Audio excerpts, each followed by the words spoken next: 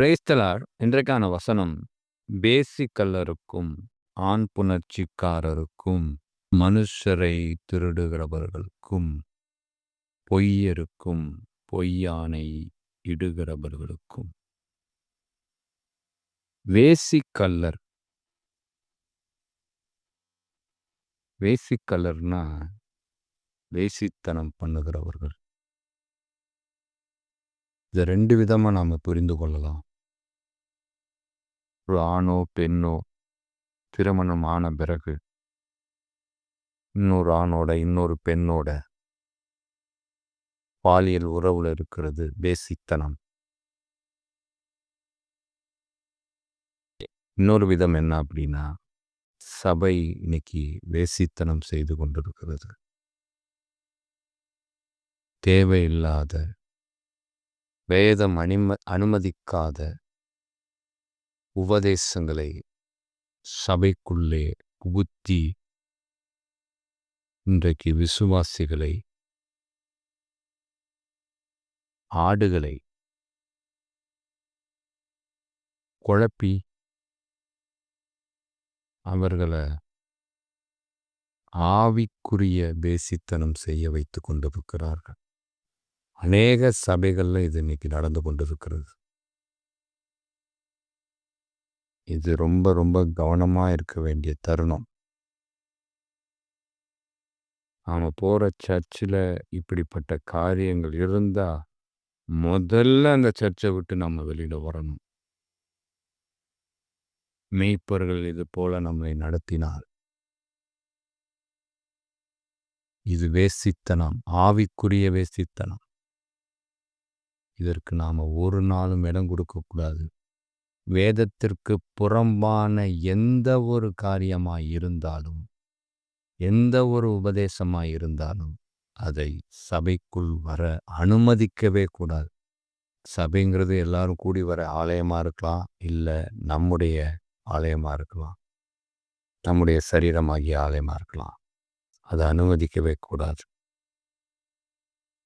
அடுத்ததா ஆண் புணர்ச்சிக்காரர். இது ரொம்ப சுலபமாயிடுச்சு இன்னைக்கு. பெண்ணோட பெண், ஆணோட ஆண், ரொம்ப கேவலமான காரியங்கள் நடந்துட்டு இருக்கு. ஆனால் வேதம் சொல்லியிருக்கு, கடைசி காலத்தில் இப்படி தான் நடக்கும் அப்படின்னு. அதுதான் நடந்துட்டுருக்கு. ஃபாரின் கண்ட்ரியில் இல்லை, இந்தியாவில் இல்லை, தமிழ்நாட்டில் நடந்துட்டுருக்கு. ஏன், நம்ம சுற்றி உள்ள ஊர்களிலே நடந்துட்டுருக்கு. அவ்வளோ ஒரு கேவலமான காரியம் இன்னைக்கு நடந்துட்டுருக்கு. இதுலேயும் நாம் கவனமாக இருக்க வேண்டியிருக்கு. இது இயற்கைக்கு மீறினது. வேசித்தனமாவது இயற்கையோட ஒத்து போகுது. அதாவது ஆண் பெண்ணுன்னு. இங்கே என்னன்னா, ஆணுக்கு ஆண், பெண்ணுக்கு பெண். கேவலமான காரியம், மகா கொடூரமான காரியம். இதெல்லாம் ஆண்டவர் பார்த்துட்டு சும்மா இருக்க மாட்டார். இதற்கெல்லாம் நாம் ஒரு நாளும் அடிபணியவும் கூடாது, அனுமதிக்கவும் கூடாது. அது எங்கே நடந்தாலும் சரி, அதை முதல்ல அகற்றணும் அந்த இடத்த விட்டு. அதுக்கு நாம் ஒரு நாளும் துணி போயிடக்கூடாது. மனுஷரை திருடுகிறவர்களுக்கும். மனுஷரை திருடுகிறவர்கள்னா, சில பேர் சிலரை வைத்தே ஆதாயத்தை பெற்றுக்கொண்டே இருப்பாங்க. அவங்கள வச்சு எல்லாவற்றையும் அவங்க லாபம் அடைவாங்க. ஆனால் அவங்கள காலி பண்ணிகிட்டே இருப்பாங்க.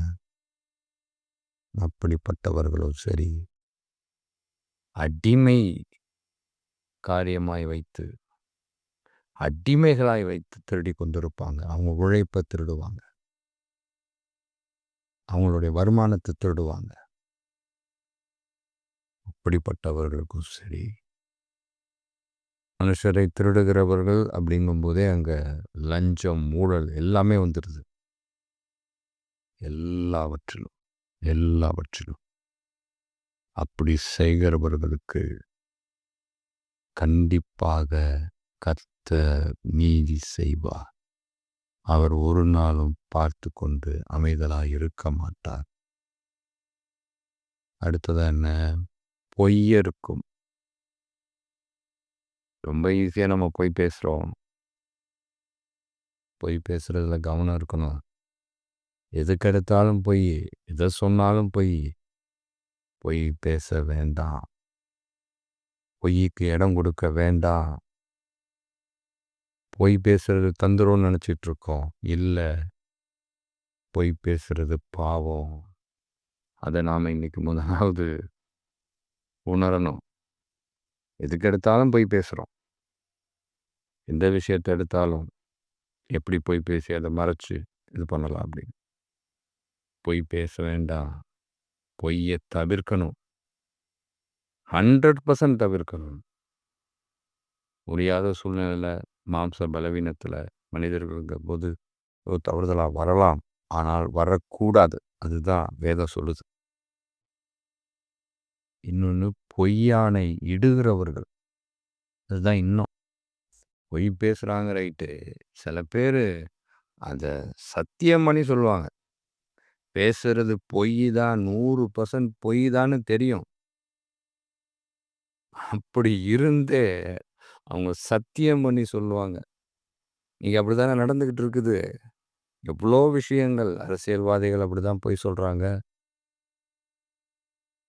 எவ்வளோ பேர் வாலிப பிள்ளைகள் அப்படி பொய் ஆணையிட்டு கடைசியில் வாழ்க்கை இழந்து போன பெண் பிள்ளைகளும் சரி, ஆண் பிள்ளைகளும் சரி இருக்கிறாங்க. காரணம், அது தீமையானது. அது ஒரு நாளும் நமக்கு நன்மையை தராது, பலனை தராது. அதனால் அந்த விஷயத்துலையும் நாம் கவனமாக இருக்க வேண்டியிருக்கிறது. இதெல்லாம் செய்துட்ருக்கிறவங்களுக்கெல்லாம் ஆண்டவர் சொல்கிற ஒரே விஷயம் என்ன அப்படின்னா, நான் எல்லாவற்றையும் பார்த்து கொண்டிருக்கிறேன். யாரோ ஒருத்தர் எங்கேயோ இருக்கலாம். யாருக்கு தெரியும்? கர்த்தருக்கு தெரியும். ஆனால் ஆண்டவர் சொல்கிறது ஒன்றே ஒன்று தான். கர்த்தருடைய பெரிய கிருபை நம்மிடத்துல வேணா ஒரு சில காரியங்கள் இல்லாமல் இருக்கலாம். ஆனாலும் சரி, எந்த காரியமாக இருந்தாலும் சரி, அது வேசித்தனமாக இருந்தாலும் சரி, வேசிக்கலராக இருந்தாலும் சரி, ஆண் புணர்ச்சியாக இருந்தாலும் சரி, மனசுரை திருடுகிறதா இருந்தாலும் சரி, பொய்யான எடுக்கிறது எதுவானாலும் சரி, எந்த ஒரு விஷயமானாலும் கர்த்தர் பார்த்து கொண்டிருக்கிறார். கர்த்தர் தக்க சமயத்திலே அதற்கு பதில் கொடுப்பார். அப்படி அவர் பதில் கொடுத்தால் அதை நாம் ஏற்றுக்கொள்ள முடியாது. ஏற்றுக்கொள்றதற்கு நமக்கு அதற்கான திராணியும் கிடையாது. உணர்வோம். காதுள்ளவர்கள் கேட்க கடவர்கள். ஆமென்.